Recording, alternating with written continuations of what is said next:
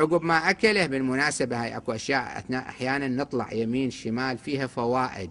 السمك في الروايات مذموم وبشدة. عدة روايات تنهى عن أكل السمك وأن فيه ضررا، وأن الذي يأكل السمك ليلا وينام والسمك في جوفه ممكن يصاب بالشلل بالفالج.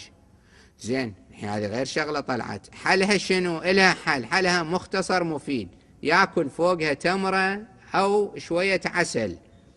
إذا أكل الرواية تقول ذهب ضرره.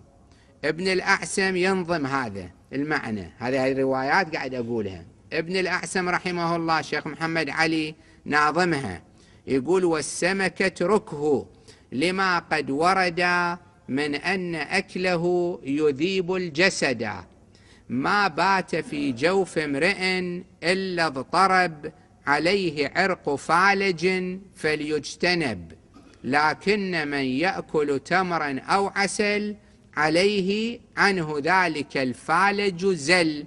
إذا أكل فوقه تمر أو عسل الفالج راح عنه، المرض اندفع عنه.